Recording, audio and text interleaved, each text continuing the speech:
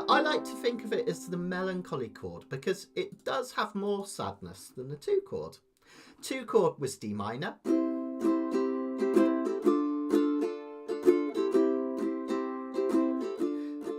Whereas if I play the 6 chord, A minor,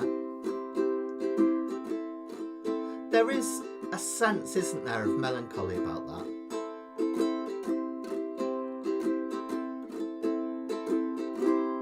Fantastic. Then we've got one more. The 7th chord is a really, really unusual one. We have a diminished 7th or a half diminished chord. We tend to play diminished chords as diminished 7ths on the ukulele. That's the one that looks like this. So a B diminished would be 1, 2, 1, 2. I like to think of it as like a G shape moved up, over, and then we just fill in this little gap here. So this is a jazz chord. Now this is often used in jazz music to glue pieces of music together, chord progressions together. It's also used as a dark chord in horror movies. Kind of sounds like that scene from Psycho, doesn't it, with the knife? It's got that kind of quality to it, but I think of it as a jazz chord, really. I don't think we're going to deal with the diminished 7th today because it doesn't come up that often, but it's a useful chord. It comes up every now and then. So, oh, no worries, Stephen. Good to have you here. We've got a couple more as well with Sherry and Sarah.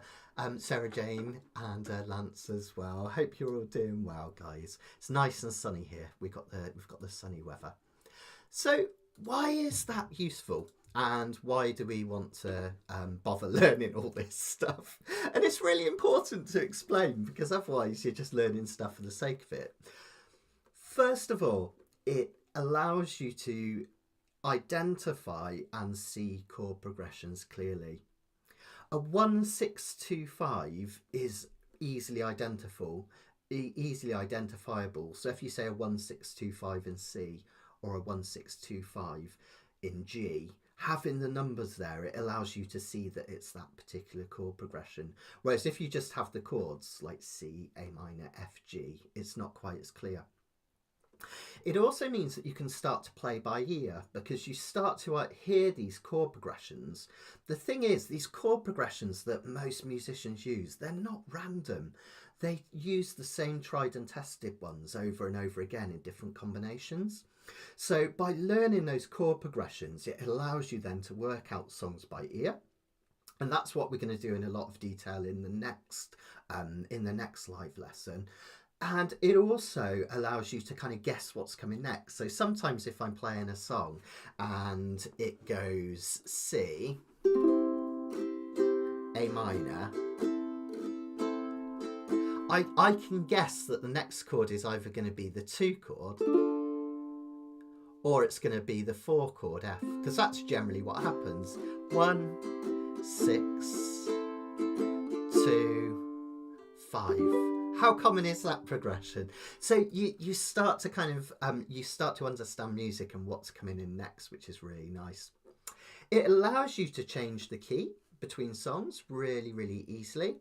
And I'll actually give you an example of that. Let's go back to our second page and let's have a look at these chord progressions. This is one of the most common chord progressions of all time. This goes back to George Gershwin and I Got Rhythm. Often it's called the rhythm changes. Sometimes people even just call it the changes. And it all goes back to I Got Rhythm. I got rhythm. I got music. I got my man. Who could ask for anything more? So a real classic chord combination, right? Well, here's the cool thing. What we can do is we can play that in the key of C just by looking at a diagram over here. And you could even do this on your hands. C, D, E, F, G, A, B. So in the key of C, the 1 chord is C. The 6 chord is A minor. The 2 chord, is D minor. I think I said D minor when I meant A minor for last one. Haven't put my brain in this afternoon. And the 5 chord is G. I'll go over that again so I actually say them right. C is your 1 chord. Okay, then 6 is A minor, 2 is D minor, and 5 is G. So when I play those chords in the key of C, 1, 6, 2, 5. Try it with me. C, A minor, D minor, and G. C, A minor, D minor, and G. One more time. And that's loads of chord progressions. Blue moon, loads of songs. I saw you standing alone, without a dream in your heart. Can't remember the rest of it, but you get the idea. Da da da da da da. So that's a 1-6-2-5 in the key of C. Now, if any of you, and you can say this in the comments if you've had a try and you've got in the muddle, because it's really good to be honest, and I always like to put my hand up and be honest. If any of you tried to change the key of a song, we call it transposing, and you get into like a real muddle trying to work out like how many notes above or below a chord is, and it just gets really complicated. Well, this is where Nashville numbers are really powerful. Because if I want to, say, transpose this to the key of G, which is 5 above C, I don't have to count up to 5 on every chord and work it out individually. I can, as long as I know my key of G, it has one sharp in it, it's the F sharp at the end. I can automatically play this chord progression in G. And we can use the diagram over here to help us. Let's have a look, all right? So G, yeah, Laura's done it. We've all done it, right? It's really easy to do. Get confused when we're doing key changes. So if I wanted to play Blue Moon in the key of G now, I could play G as 1. Okay. What's 6 is E minor, isn't it? What is 2? It's A minor. And what's 5? It's D. I'll do that again. So it's G, that's 1.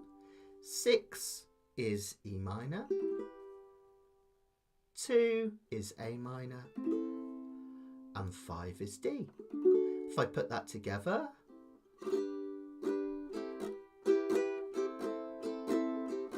blue moon, I saw you standing alone,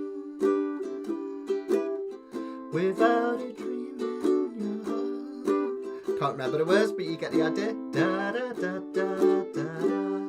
I can play Blue Moon in the key of G because it's so much easier thinking about Nashville numbers than doing all this complicated maths in your head. And like I say, you have to watch out because some chord keys have lots of sharps and flats.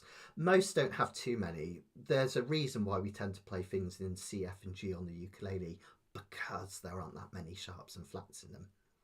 But you can easily do it. Let's try it in the key of F, just that we've done one more. Exactly the same thing in the key of F.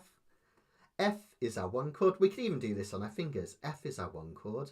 Let's count up to 6. F, G, A. It's a B flat, but we don't have to worry about that one anyway. C, D. So F is our 1 chord.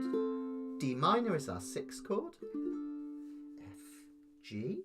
G minor is our 2 chord. And then our 5 chord, F, G, A, B flat, C, is C. Okay. So we can play F, D minor, G minor down here, and C. We put those together. Blue moon, I saw you standing alone,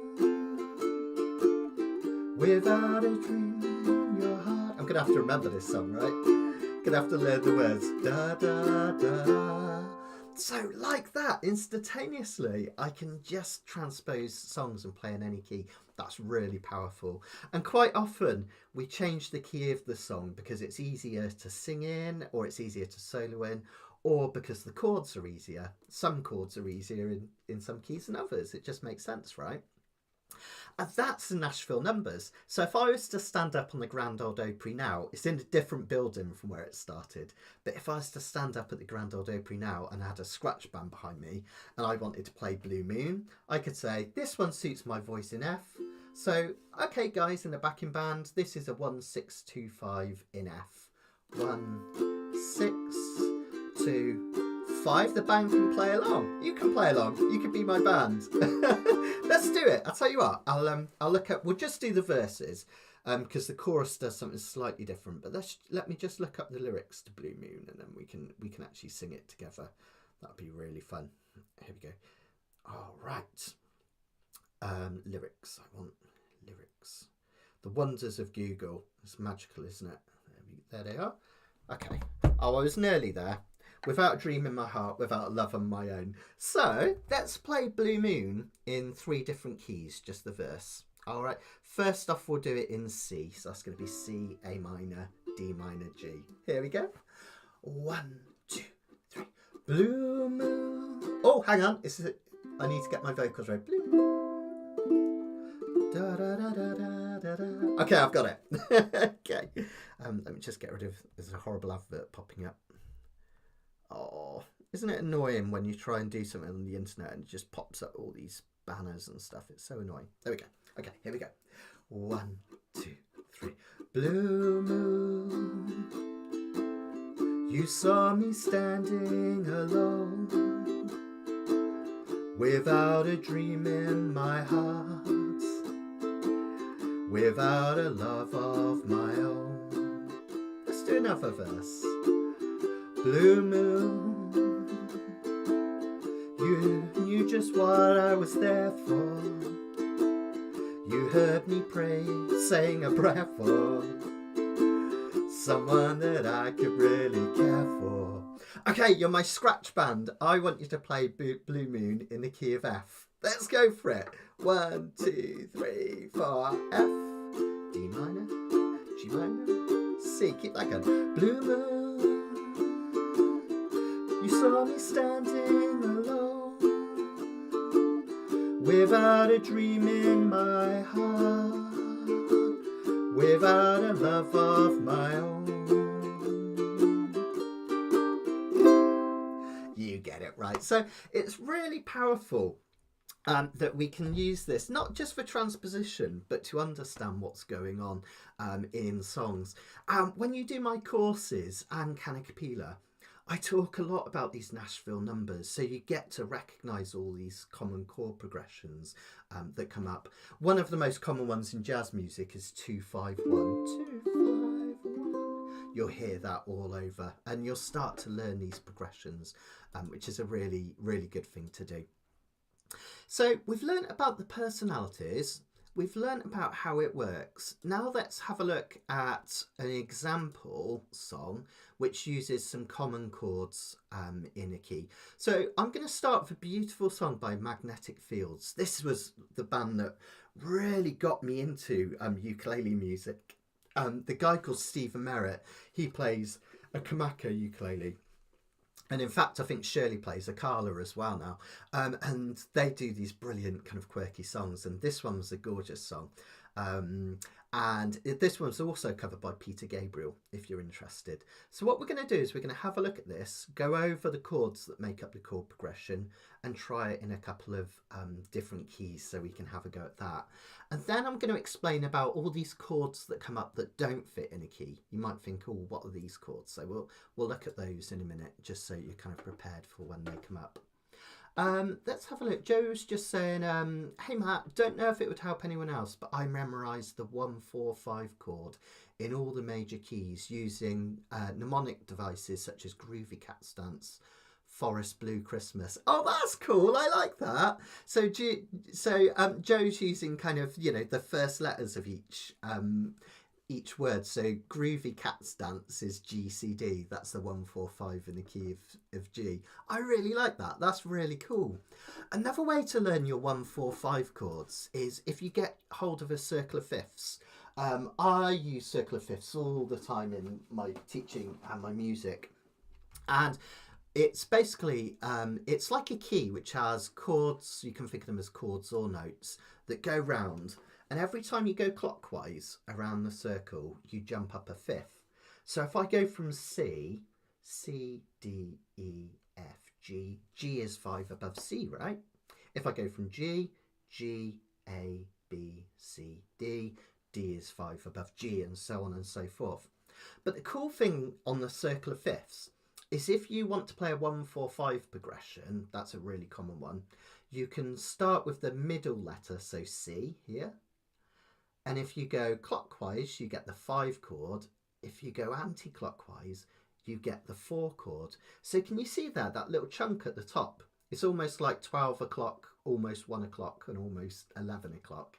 C, F and G, that's 1-4-5 in the key of C. If we go round the circle and we started from D, D, G and A are 1-4-5 in the key of D. If I go right round to E, the 1-4-5 in the key of E are E, A and B. So this is a really powerful little diagram, and what you can do is you can go all the way around the circle of fifths, learning all these different progressions and patterns, and you can use them to help you memorize it, which is really great. Barbara is just saying that G minor chord gets her fingers in a twist. I know what you mean. It could be a little bit awkward at first, so I always think of it in stages. So if you think of it like an F chord, and then you're putting that finger down there. So here we go. F chord. And it's quite interesting, this G minor. I'm going to stick on close cam for a minute and just show you something because it's quite cool. You know how I said minor chords, they have a minor third at the start, and major chords have a major third? Well, you can see it here. If I do a normal G chord, I wouldn't normally play it like this. I'd normally play it like this, but just go with me on here. I'm doing a normal G chord like this. Okay. I've got a G note. Okay. I've got a B note. And I've got a D note. That's 1, 4 and 5. Okay. So that would be my major chord. Well, a G minor has a minor third, so the third note, G, A, B, B, is flattened, a minor third. So G chord, G minor. How cool is that? And you can do that for pretty much any chord. It's really clever.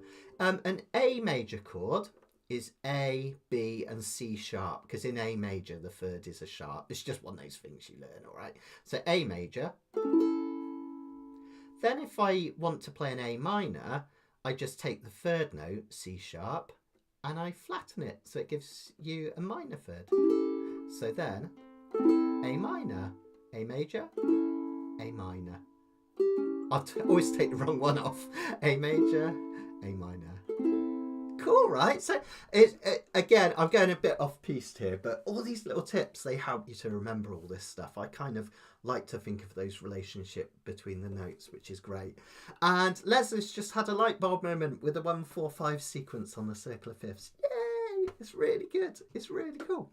Just going back to that circle of fifths one more time, because this stuff's really useful, right?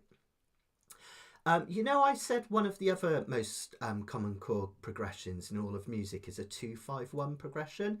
It's used a lot in jazz music, like those falling leaves drift by my window. So like autumn leaves.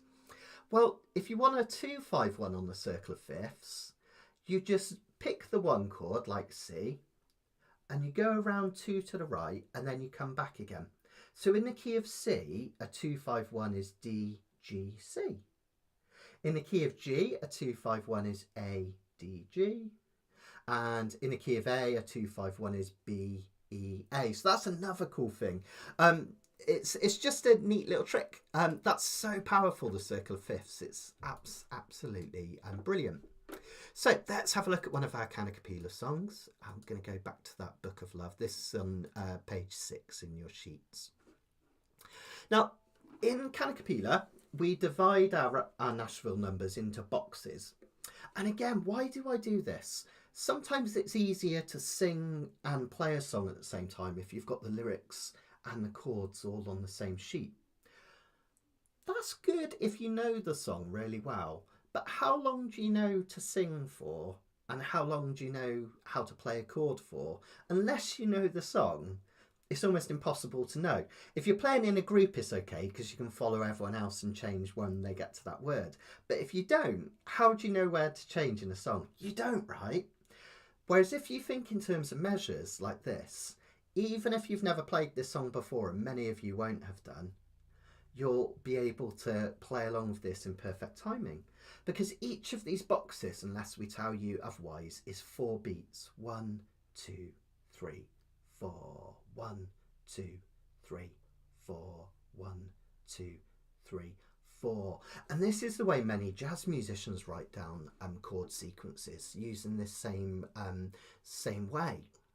Now, if I play those chords, because the first box has 2 chords in, we just divide it in half. 2 Gs, 2 Cs, and then the next box, 2 Ds and 2 Gs.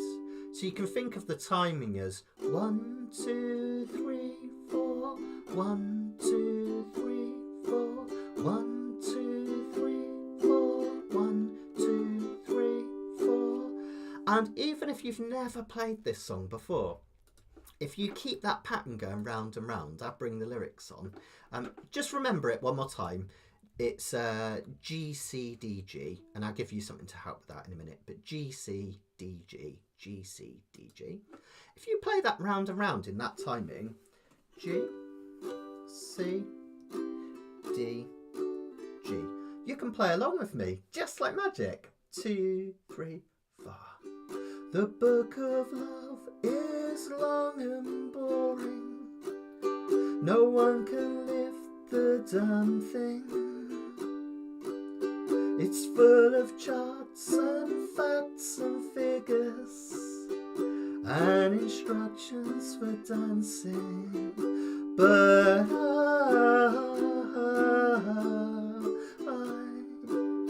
I love it when you read to me, and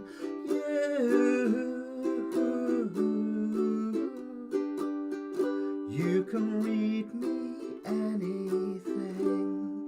Really powerful, right? You can just start playing along with songs straight away. I love it. I love it. And you can have a go at that song all the way through if you want to later on. I've tabbed out a little part you can play if you want to make it sound exactly like the original. But the basic chords, don't worry, basic chords, we can just strum them. Now, this song illustrates one of the most powerful chord combinations. And yeah, Laura, I just saw that. You're right about that as well, being in the inner circle. All the minor chords are in the inner circle. Yeah, it's so cool. We'll come back to that later on. But yeah, it's so cool. Oh, and Karen's just asking about circle of fifths. I don't know what. I was just looking around the room, Karen, to see if I could spot it. Because I did want to show everyone that. It was really good. A plastic circle of fifths where you can spin the wheel, but I'll see if I can find that, and perhaps I'll do a Facebook post on that later. It's made by a company called Noisy Clan, if you're interested. It's like a physical circle of fifths you can use. Now let's have a look at the personalities in this song. What have we got going on? So we've got a 1, 4, 5, 1. Okay. So in the key of G, G is our 1 chord. C is 4, right? G, A, B, C. And there we go, just like in folk music, I told you, we quite often go between the 1 and the 4 chord. Just creates a nice sense of change without being anything too drastic. Nice and simple, right? When I'm just looking in my drawers for that circle of fifths. I can't find it. Ah, never mind. Is it in the bottom one? No, it's not. Never mind. I'll try again later. So 1 chord is our setting the scene, making us feel kind of resolved and comfortable. And 4 chord is creating some change. Then the 5 chord that comes in next is creating tension. And if you don't believe me, try playing G, C and D like this. It's like that D is asking a question. It wants to go back to another G. And remember, that's the function of that 5 chord, the dominant chord. It pulls you back to the 1 chord. Now, don't sweat this next bit. I'm just showing you this for people that are really, really interested. There's a reason why it does it, and it's all to do with a couple of the notes. So the D chord features this F sharp note that wants to resolve to a G because it's half a step away. So you get that kind of that pull from the F sharp to the G. And when we turn it into a minor 7 and a major, it gets even nicer with that tension and release. But that's the main reason. There's a reason why that 5 wants to go back to the 1. So home, change, tension, back home. Let's play that round a few times again. Home, change, tension, home. Da da da da da da da da. And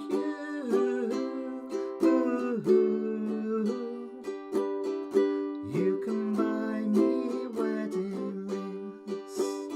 The book of love is long and boring. It's full of lots of different things.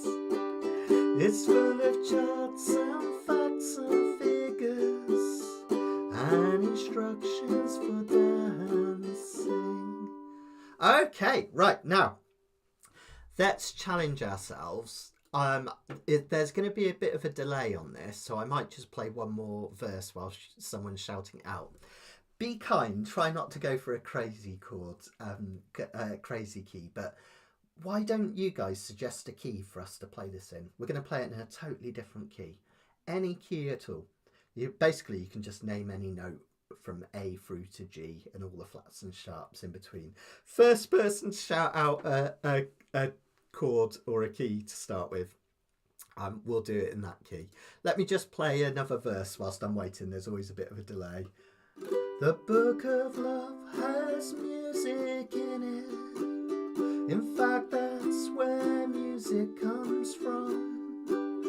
Some of it is transcendental. Some of it is just really dumb. But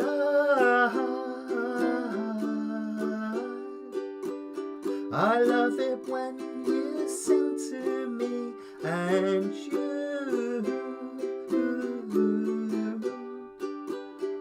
you can sing me anything. Fantastic. Okay, so Wayne's the winner. He was the first person to come up with one. We're going to do it in the key of A. All right, so what we can do, let me get my whiteboard again, is we can write out the key of A major. And there is a formula you can use to work out any particular key. If you haven't got Google or anything on you and you want to work out a key, I'll show it to you quickly. Let's have a look. If I just bring my iPad back on, okay, and I go to this. Again, my terrible writing, I apologise. But I like to think of it as this. W, W, H, W, W, W, H. So a W equals whole and an H equals half, all right? And that's a whole step or a half step. Remember that chromatic scale I did earlier, the one in blue? I'll see if I can go back to that just for a second. This one here. That chromatic scale here in blue, that's every note you can play. And if you go 2 notes along it, like this, we call that a whole step. If you go 1 note along it, we call it a half step. All right. And basically, you can make any scale just by applying this. So if we want to work out the key of A without Googling it, we start with our opening atonic, which is A. Then we go a whole step, A sharp, B. We go another whole step, B, C, C sharp. Then we go a half step, D. Then we go another whole step, D, D sharp, E. Another whole step, E, F, F sharp. Another whole step, F sharp, G, G sharp. And then finally, this one at the end just checks that we go back to the start, and a half step from G takes you to A again. So as if by magic, look at that. We've just worked out A major scale really, really simply. And I've got a kind of, again, it's like a, I don't know if it's a mnemonic. I always get the phrases wrong on this, but I remember it as, why won't he wear white when hot? Why won't he wear white when hot? Whole, whole, half, whole, whole, whole, half. Why won't he wear white when hot? It really works. It just kind of, really, really helps with that. Yeah, quite often, Wayne, you'll turn the 5 chord into a 7th. Not always, but a lot of composers will, just to give it a little bit more tension. Yeah, absolutely. So let's have a look at our key of A major. Remember what I told you earlier, that the 2, the 3, and the 6 chords are minors in any key. All right. Oh, come on, iPad, stop trying to do clever stuff. So F sharp minor. The 1, the 4, and the 5 are major, and then we get this funny diminished or half diminished at the end. So that progression was 1, here's 1, 4, here's 4, and 5. Okay, so there we have it in the key of A. If we go back to our sheets, let's get the progression up to make sure we've got it in the right order. Page 6 if you're flipping for it yourselves. There we go. So we open with our 1 chord, which we know is A. Then we go to our 4 chord, which is D. Then we go to our 5 chord, which is E. This is a real toughie, right?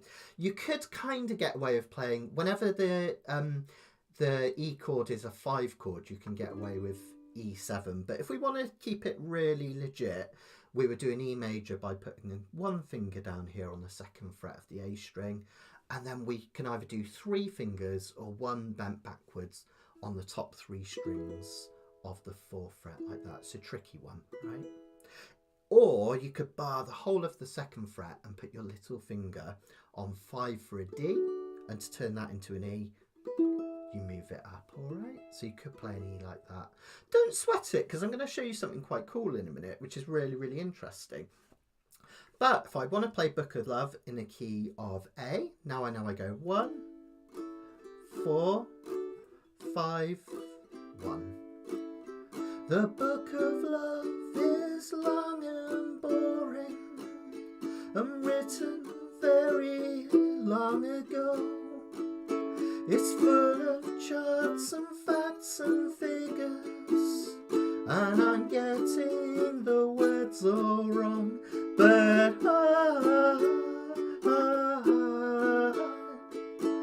I love it when you sing to me, and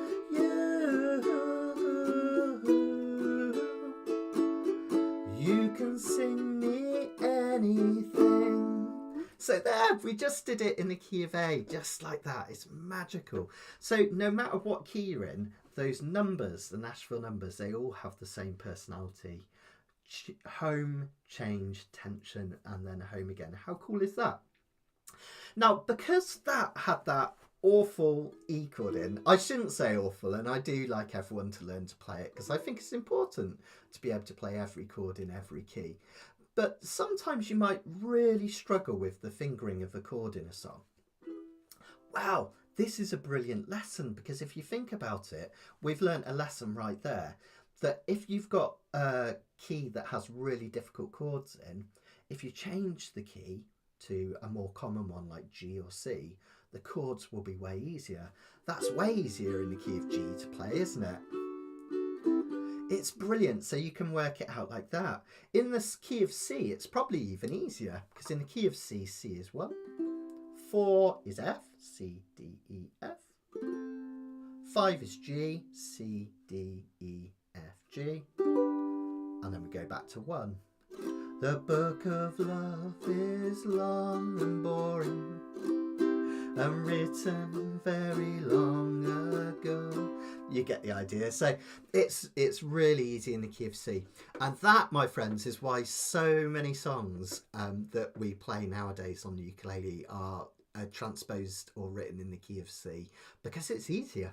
It's that simple. That's why people do it. Okay, let's have a look at a song with some more interesting chords in here, and this also gets to the bottom of why we have the Roman numerals as well as the Nashville numbers, i.e. the uppercase and undercase Roman numerals. It's just it really helps with something. So this song uses a 1 chord. We're in the key of G to start here. And then this one has an unusual chord. Can you see that chord there, the flatted 7th? We call an F chord in the key of G the flatted 7th because in the key of G, the 7th chord should be an F sharp. Remember, every key has a certain amount of sharps and flats. G has 1. You can see it in a treble clef at the top there, and it's an F sharp. So we call this chord when we play an F a flatted 7th because it's the 7th key chord in the key of G, G, A, B, C, D, E, F sharp it should be, but it's been flatted from F sharp to F. Now this chord is really interesting, and some of these chords I've written out in a lot of detail on, I think it's the 5th page in your pack.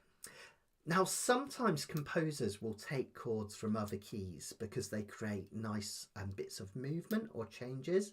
And what I've done is I've written the most common ones on here. So if you're ever looking at a piece of music and you see a chord that doesn't belong in the key, you know, just like when we started, we've got all our keys here. We've got the key of C, F and G. If you're looking at one of those and there was a chord that didn't fit in there and you thought, why is that there? It's probably going to be one of these. So let's have a look at this one. Where are we? I think it might be here it is, midway down. The 4 of the 4 chord, or the flatted 7. Now this is a really common chord that comes up in loads of bluesy, rock numbers, indie numbers, sometimes pop music as well. And basically it's often referred to as either the flat 7, as I said, or sometimes the 4 of 4. What does the 4 of 4 mean? Well, if we have a look at our key of C, the 4th chord in the key of C is F, isn't it? C, D, E, F. For some reason, I've done that undercase. That should be uppercase. I'll correct that on the sheets. But C, D, E, F in the key of C. And the reason we call a B flat the 4 of 4 is because if we go up from F, which is the 4th, F, G, A flat, A, B flat. So basically B flat is the 4 above the 4 chord. So one more time, because that's a lot to think about, right? So 4 of 4 means we take the 4 chord in the key of C, that's F, C, D, E, F. There's our first 4. And then we count up 4 from that in that key, F, G, A, B flat. And it's the same as the flat 7. The reason it works is that it's only half a step away from the 6th chord. So B flat, if you think about it, is close to an A, isn't it? B flat A, it's the next note along in the scale. So that's why it works, and it creates like a real bluesy feel, and you can hear it in Norwegian Wood when we play the F chord. So if you ever get a chord that you think that's wrong, it shouldn't be there, that's probably what's happening. So here we have a G chord, and then rather than going to an F sharp, we have an F chord and back to G. If you want to have a go at this one's really good fun. It's 6/8 timing, so you're going to count to 6 now on every measure. 1, 2, 3, 4, 5, 6. 1, 2, 3, 4, 5, 6. Where we've got 2 chords per measure. Half of that will be 3. 1, 2, 3, 4, 5, 6. 1, 2, 3, 4, 5, 6. So that third measure along, play 3 Gs and 3 Fs. It'll sound like this. 1, 2, 3, 4, 5, 6. 1, 2, 3, 4, 1, 2, 3, 4, 5, 6. 1, 2, 3, 4, 5, 6. So really, really cool, kind of verse that. Just 2 chords, the home and then the 4 of the 4, which is really nice.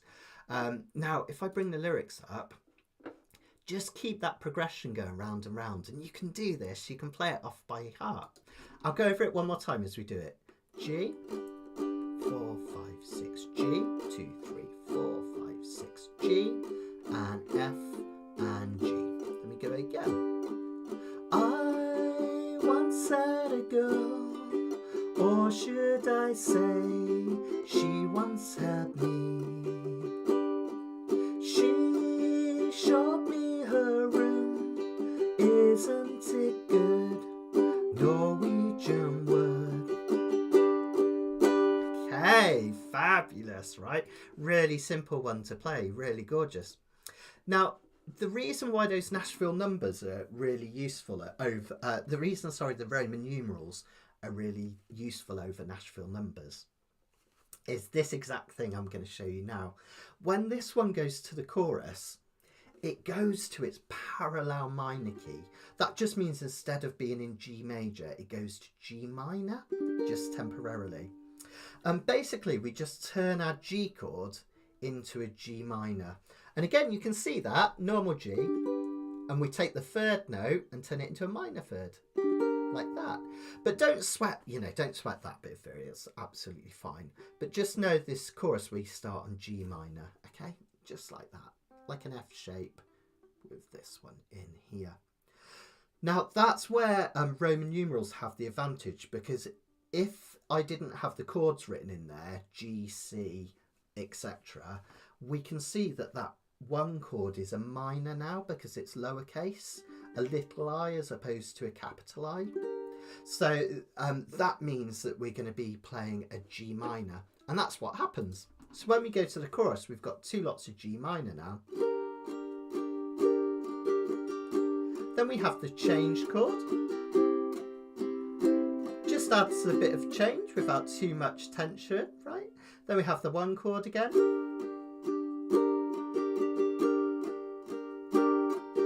Then we've got one of the most common chord progressions of all time, 2, 5, and then eventually it goes back to 1 because we go back to another verse. A minor, D, G, 2, 5, 1. It's really lovely. You get that tension and release, which is really beautiful. So that chorus will sound like this. Oh, sorry, I'm dropping my iPad. Let me just put it down so I don't drop it. Here we go. 1, 2, 3, 4, 5, 6. 1, 2, 3, 4, 5, 6. C. 2, 3, 4, 5, 6. G minor. A minor. And D. And then we go back home. Let's have a go at playing that then. I'll see if I can bring up the lyrics on my iPad, and then I can keep these chords up just to help you. But what I want you to do as you play this one through, if you can, be really brave and try not to look at the chords names, the little ones in each box. Try and look at the numbers, the Roman numerals, because that will really help you to kind of bed these in and feel the changes as we go. All right, let's try it. This one just goes verse, chorus, verse, chorus. We've got an interlude verse and then a chorus and then another verse, basically. The interludes are just the chorus chords. So let's just play verse, chorus, verse, chorus, verse, chorus. That'll be easier. All right, it'll look like this. Let's give it a go. So we'll do a chorus just to get us going. No, we'll do a verse instrumentally to get us going. 1, 2, 3, 4, 5, 6, G. Ba da da da da da da, F and G. Da da da da da da da da, F and G. Let's do a verse again. I once had a girl, or should I say, she once had me. She showed me her room. Isn't it good? Norwegian words. Then the chorus. She asked me to stay and she told me to sit anywhere. So I looked around and I noticed there wasn't a chair. 2, 5, back to a verse. 1. I sat on the rug, biding my time, drinking her wine. We talked until 2, and then she said, it's time for bed. Try another verse instrumentally. Da da da da da. Ba ba ba ba. Ba ba da da. One more time. Ba da ba ba da. Ba ba da da. Ba ba da da. Another chorus. She told me she worked in the morning and started to laugh. I told her I didn't and crawled off to sleep in the bath. Couple more verses. And when I awoke, I was alone. This bird had flown. So I lit a fire. Isn't it good? Norwegian word. Yeah, fantastic. Absolutely brilliant, brilliant. Really nice, really nice. So I won't do this for the whole song, but say we wanted to do this one in the key of C. If we know that it goes from the 1 chord and then it just temporarily has the flatted 7th in it, we could do it in the key of C. C would be our 1 chord, right? What would our flatted 7 be? Well, let's count up. C, there's no sharps and flats in the key of C. C, D, E, F, G, A, B. B would be our 7th chord. And we're going to flatten it. So how do we flatten a B? B flat. Literally, we just play a B flat rather than a B. Now, this is a tricky one to do, but it's just the principle I want to show you. You don't sweat too much actually physically being able to play this. I've got a million videos about how to tell you how to play a B flat, but just like this, get those fingers slanted across. But if nothing else, just have a listen. Look, I'm going to do 1.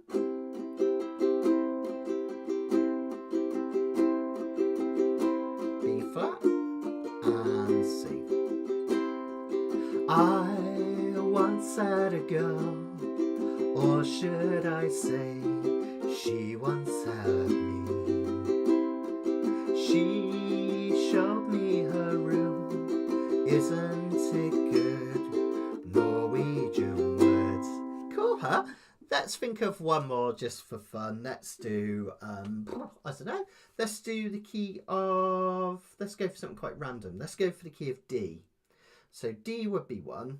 Let's count up. Now, D has lots of sharps and flats, so this one's a little bit random, but we'd have D, E, F sharp, G, A, B, and then let me do that again. A, yeah, B, and then C sharp. I just had to think about that last one. So the 7th chord in D is C sharp. How do we flatten C sharp? We turn it into C. So to play this in the key of D, what am I doing, D?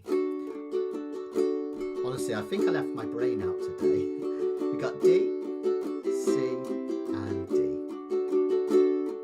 I once had a girl, or should I say, she once had me. Now, this is really powerful. The reason I'm teaching you this stuff is really empowering. I believe in that a good teacher shouldn't kind of make things bewildering. Maybe I've done that by accident, but I'm not trying to. A good teacher should empower you guys to be able to use the tools yourself. It's really important. It's a bit like that analogy, right? If you give a man a fish, he'll eat for one day. If you teach him how to fish, give him the rod, he'll have fish for life. And it's a similar thing, right? I want you guys to feel empowered. So quite often when I was used to be at my ukulele group, I would say to people, oh, let's do this in this key, and I just change it like that. And they used to think I was some kind of genius or like miracle worker, but I wasn't. All I did was learn 1 through to 7 in all the keys. And once you've done that, and you don't even have to do it in all the keys, just do 4 keys to start with, the common one. Once you've done that, you can do this in your mind, and it's amazing. It's so empowering, and it allows you to play all sorts off by heart, which I think is a really powerful thing. And when you play off by heart, it's a lovely way to play, because you're not having to kind of read music and kind of stare at a sheet. You can just perform, whether it's for yourself or someone else. Right, just before we finish, let's look at... I'm going to stick around for questions, don't worry, because I'm expecting that it's possible there'll be a few. Let's just look at a couple of other chords that might come up that aren't within a key. If you ever look at a piece of music and you think, well, that's not in that palette that we talked about at the start. So probably the most common chord that comes up is when we get something called secondary dominant chords. Dominant chords can be 7ths, 9ths or 13ths. Basically a chord that has a number next to it but not a major or minor. So a 7th, a 9th or a 13th. And any key has 1 dominant chord. It's the 5 chord, right? And just to go back, this, again, you haven't got to remember, it's here. It's just the fancy name for the 5 chord, the dominant chord. Well, what people do sometimes, and this has happened for years, this goes right back to classical music and before even, what people will often do is they will take the 5 chord from another key, and that just means a secondary dominant chord. So if somebody says a secondary dominant chord, it's nothing more sophisticated than another 7th chord from another key, basically. So if you see E7 in the key of E, that would be a secondary dominant, because the real dominant is G, isn't it? G, C, D, E, F, G. All right. Now, the reason we do that is that these dominant chords, they feel unsettled and they like to move to a chord that they're 5 above. And that can create this really powerful bit of movement in a music, which sounds really great, even though technically it's out of key. It just works. And we can use the good old circle of fifths for this as well. If I bring the circle of fifths on, let pop it up here. We'll just look at the outer wheel for now. Now, every time you play this note or as a chord, it wants to go to this note. It's just the powerful thing of fifths. This note wants to go to this note, and D wants to go to G, G wants to go to C, C wants to go to F, and so on and so forth. And because these secondary dominant chords, they feel unsettled, especially if you play them as a 7. So instead of E major, you play E7. That E7 really wants to pull towards A. And if I just play an A major, do you feel that resolution? E7, A. It's a bit like G7 to C. You get that resolution. But if I turn this A major into an A7, that feels like it's asking a question, which then wants to be resolved by a D. And that's actually something you can do. That's a 2-5-1 in the key of D. But notice E7 wants to go to A7, wants to go to D. If I make that D a D7, that wants to go to G. You see what's happening? We're just going backwards in the circle of fifths. And basically musicians have realised this power for years and years and years. So what they'll often do is they'll jump in the key of C, for instance. They'll jump to an E7, even though it's not in the key of C. And if I was to play E7, A7, D major in the key of C, that would sound really weird.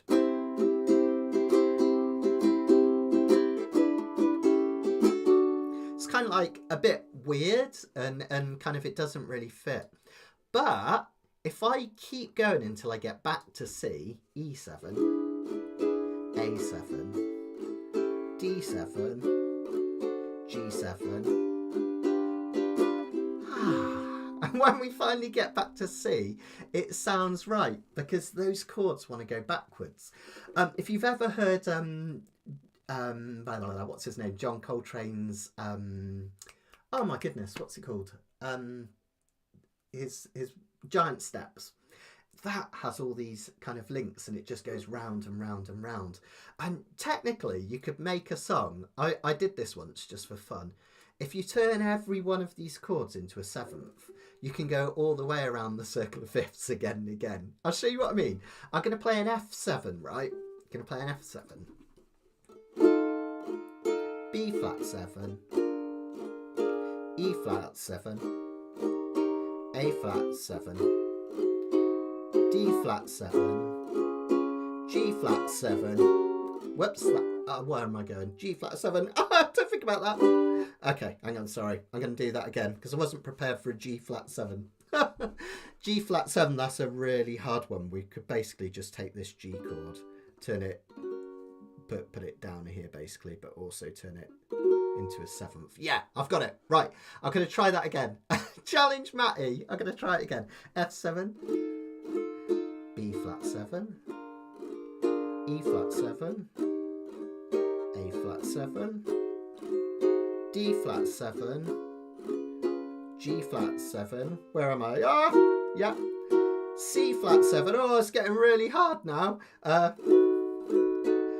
E7, A7, easy bit now, D7, G7, and then finally, totally nuts, right? That'd be a crazy song. But I did all those chords that don't fit in the key of C, but they kind of work because eventually you get back to C and it sounds good. Now, this comes up all the time, and we tend to do it in the key of C just because it's the easiest. You notice when we get round the other side of the circle of fifths, it's easiest.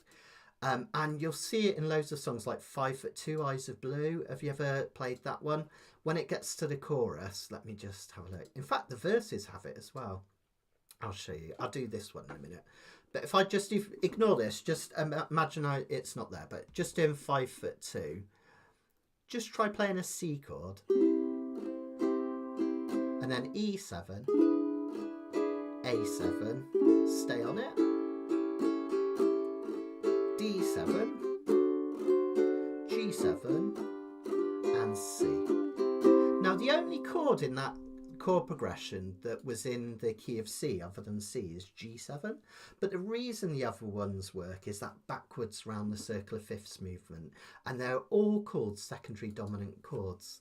5'2", secondary dominant, Eyes of Blue, secondary dominant, oh what those 5 could do, secondary dominant. Has anybody, the real dominant, seen my girl? And even a chorus in there, if you run into secondary dominant, 5'2", covered with diamond rings and all those things, bet your life it isn't her. Okay, so that's a really common one, secondary dominant chords. If you ever see lots of 7 chords, dominant 7 chords, and you think, what on earth are they doing there? That's what it'll be. It'll be that secondary movement, basically. There is one other, but I don't think I have an example of this here, but I'll just show it to you ever so quickly. There's another chord that comes up. You get all sorts of jazz substitutions like tritone subs and stuff, but in just common pop music, another common one that comes up is this backdoor chord, and that's just a chord that's half a step away from another one.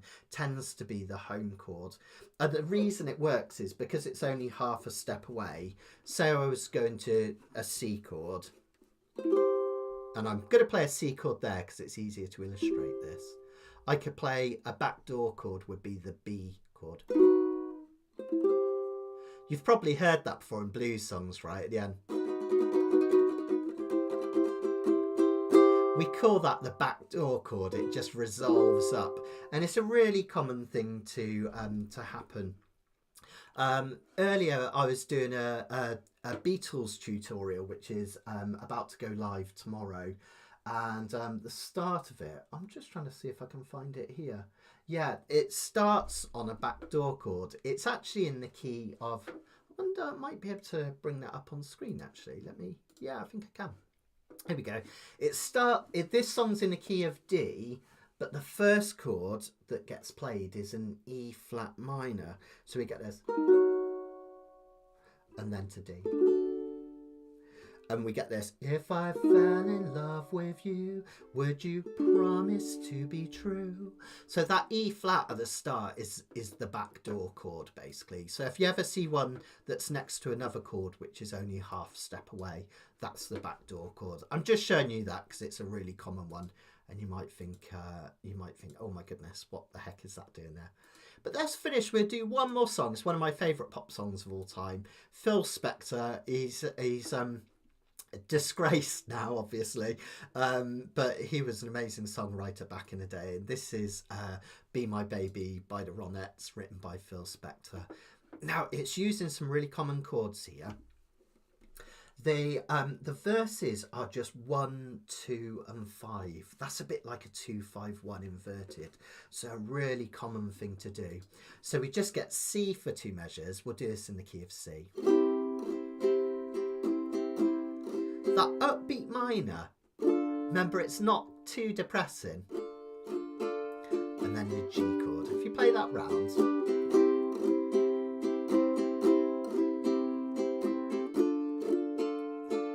okay, that gives you the verse. Really, really simple. Let me just get the lyrics up to this one so I can sing it. Let's do it together. 1, 2, 3, 4. The night we met, I knew I needed you so. And if I had the chance, I'd never let you go. Now have a look at this next section. It's really fascinating. We have an E7 to an A7 to a D7 to a G. And then eventually we go back to C in the chorus. Now that is that circle of fifths progression again, right? We go E to A to D to G, E to A to D to G. There it is. E to A to D to G. It's a real common thing to happen, all secondary dominant chords. The reason that's powerful is once you start to hear that being played, you could basically play the rest of the progression. I'll show you what I mean. Ba, ba, ba, ba. There we go. And this is where it starts to get magic. When you've done lots of Kanikapilas, sometimes you can just do this off by heart, and it sounds really lovely. So E7, and if I sing the words, I'll just do a verse again just to get us into it. The night we met, I knew I never needed you so. And if I had the chance, I'd never let you go. E7. Ooh, so won't you say you love me? I'll make you so proud of me. We'll make them turn their heads any place we go. So won't you please be my... Now, this is the brilliant thing. I can't say this enough. It takes practice. But the more you do it, believe it or not, you can just guess what's coming next. If I was to start playing that chorus, ooh, so won't you say... Pre-chorus, sorry. Ooh, so won't you say you love me? Ooh, make you so proud of me. Even if I've never heard this song before, it's dying to go to this chord, isn't it? Which is dying to go to this chord. Okay. If I went to any other chord, da da da da da da da, da da da da da da, it doesn't sound right because you're breaking that backwards circle of fifths. It's really, really cool, really, really powerful, and that happens in any key. You just get used to these chords going backwards. Let's look at the chorus and then we'll finish off by playing this all together. And I'll just see if there's any questions at the end. Sorry this has gone on so long today. I didn't realise I was going to talk so much. I've got a bit too much into my theory, I think. Now, this next combination is a really, really common one again. Remember we looked at 1-6-2-5? Well, this is so similar. It's a 1-6-4-5. We just have the change chord. So it's a little bit more upbeat because there's only one minor chord in it. Okay, so we have the home chord. This is our feeling of setting off on a journey. The melancholy of the 6th chord. It's not totally sad, but it is sad. That likes to go to the 4 chord because it's only one note different. The 4 likes to go to 5 because it's the next one up. Where does the 5 want to go? 5 always wants to go back to 1, doesn't it? All right. So the chorus, be my little baby, my one and only baby. Be my baby now. Whoa. And round, okay? Really, really sweet. So let's finish off with a bit of Be My Baby. Now there is another song in the back. This is Love Story, and I think it would be really good for you guys to take this away as a bit of a homework. And there's loads going on in this one, but see if you can use the skills that I've taught you, even though it's a complex song, to learn some of this off by heart. You don't have to learn the whole thing off by heart, but if you can learn some of it off by heart, it will get you into the habit for Kanikapila and being able to play by it. It would be really fantastic. Notice there's a key change at the end, but it's still the same chords, 1, 5, and then ending on the 4 chord as up here. But it goes up a key, so it gets you thinking as well. That's the idea.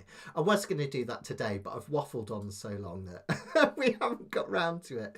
So Be My Baby, we're just going to do verse, pre-chorus, chorus, verse, pre-chorus, chorus. And then we'll just do one more verse, pre-chorus, chorus, but we'll do the verse instrumentally. You'll get the idea. I'll actually put it on the last page so you can follow it along. And just see if you can play along with me. Just really enjoy this one. Thanks everyone for taking part today. I haven't finished yet, but I will come back to it as well. So yeah, and I think Barbara and Shell are about to get a circle of fifths tattoo. Some people put a little sticker on their uke, which is quite cool. There was a brand called Tide Ukes, and they had what they call a learner uke, and it had the circle of fifths engraved here, or it might have been round the sound hole, and then it had your common keys engraved on the back, and it had even the notes on the fretboard. It's really cool actually. But yeah, brilliant.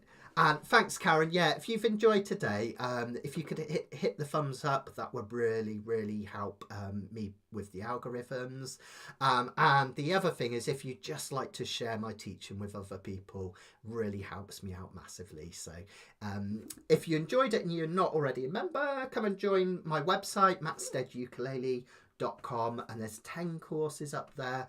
There's a whole course on this ukulele theory, and you can join me every Monday for Kanikapila and test all this stuff out. And obviously our fortnightly lessons like today as well. So there we go.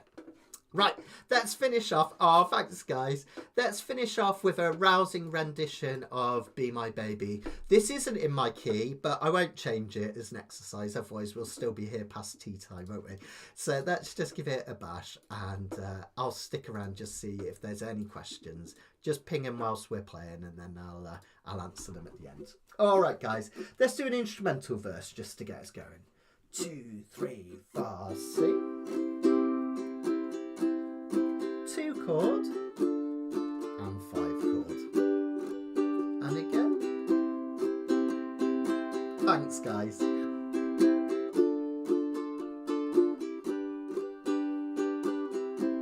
The night we met I knew I needed you so, and if I had the chance I'd never let you go. Pre-chorus. So won't you please love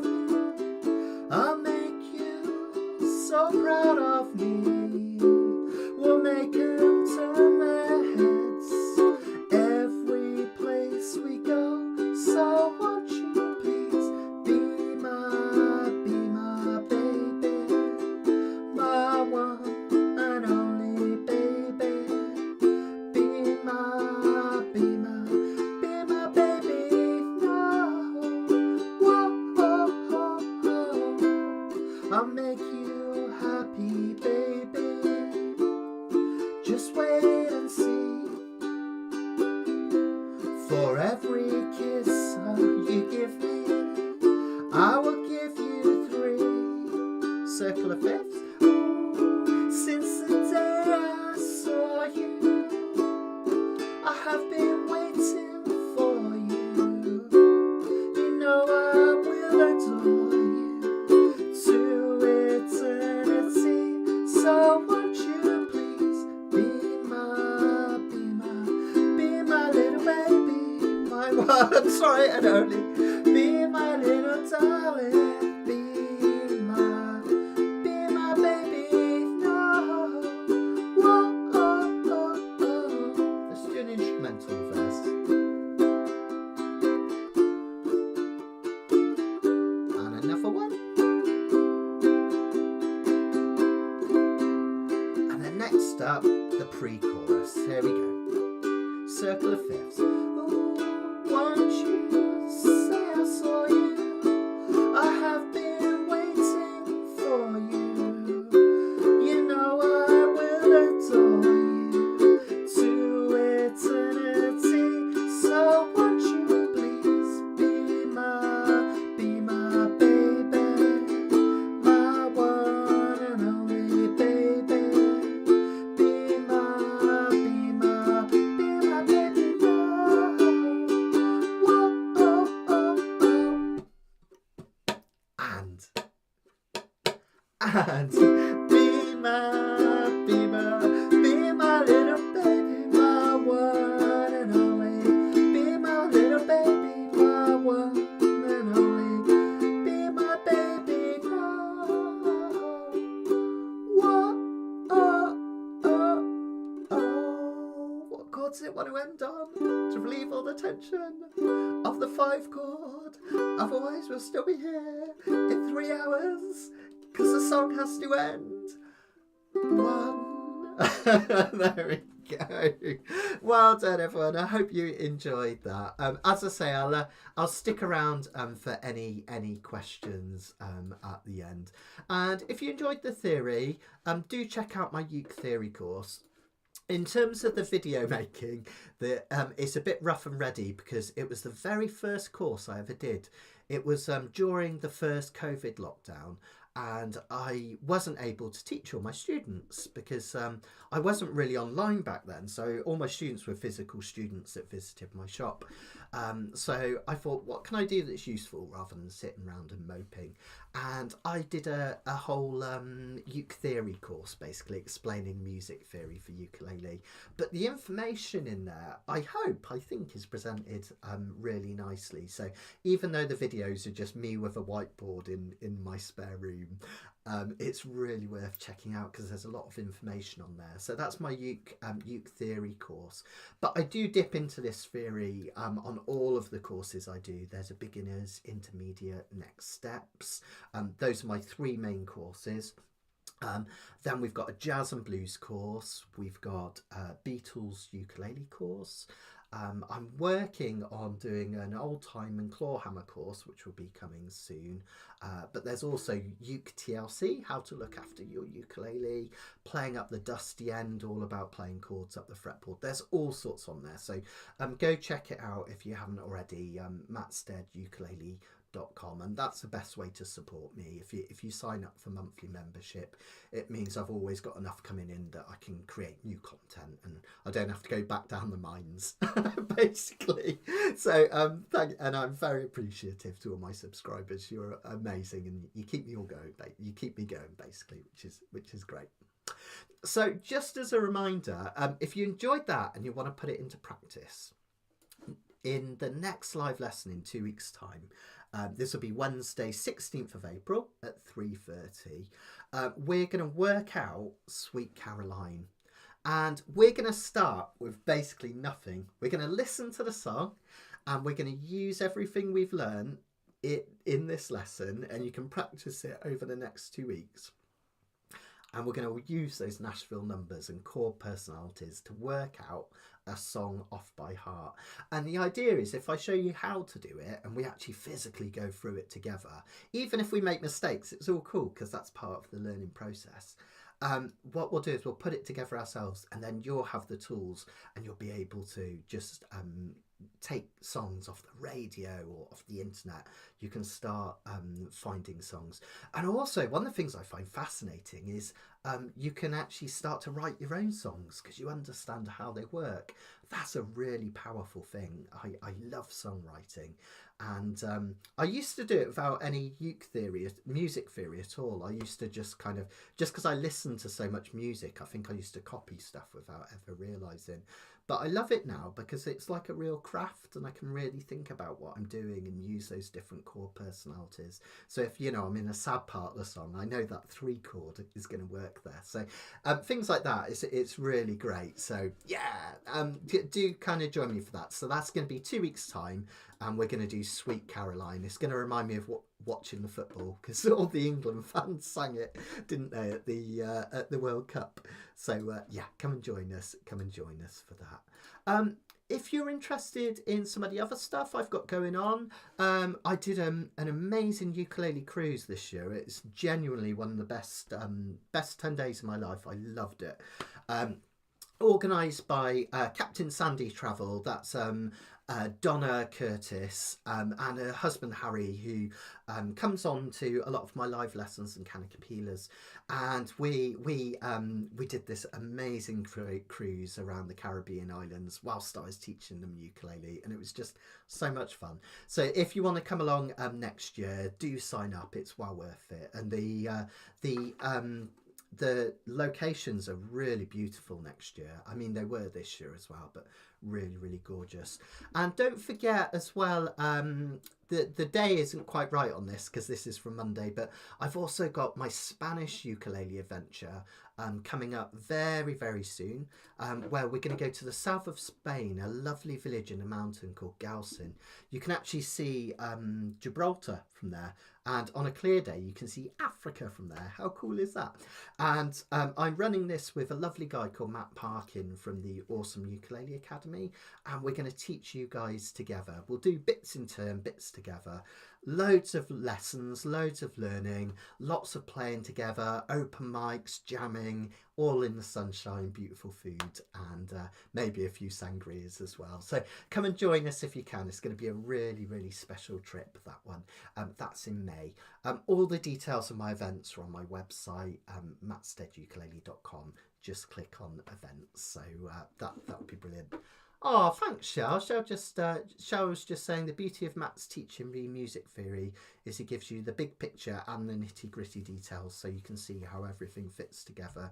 Really appreciate that, guys. That's really, really, really lovely to hear. So it's always a bit scary when I do live lessons because you kind of, you guys, with the kind of questions and the reassurance is really nice because sometimes you think, oh my goodness, am I just talking into the void? So if it ever goes well, it's like, oh, that's really lovely to know. So thank you, guys. And one last thing, some of you will be watching this on replay because I'm going to put this on my website for any beginners that want to start doing Kanikapila or people who have been playing a while and want to give it a try. But just in case for people that are watching it currently, just to let you know, my arrangement, if I fell, a really gorgeous Beatles tune, should be up tomorrow. I've recorded it all, the arrangement's done. I've just got to edit the video all together, so that's going to keep me busy all of tomorrow. So hopefully tomorrow, Friday at the latest with that one. So more Beatles to come, which is going to be really exciting. All right, guys, well, I think I'm going to love you and leave you because I've way overrun. I generally intend to finish before 5 o'clock, 4:45 on these lessons because otherwise people's legs go to sleep, let alone their minds. So I'm going to love you and leave you, but I'll either see you in 2 weeks for the next live lesson where we'll be doing Sweet Caroline, or come and join me this Monday when you can put it all into practice and come and join me for a lovely Kanikapila, which we have every Monday at 6 o'clock. Take care, everyone, and I will see you very, very soon. Yukon.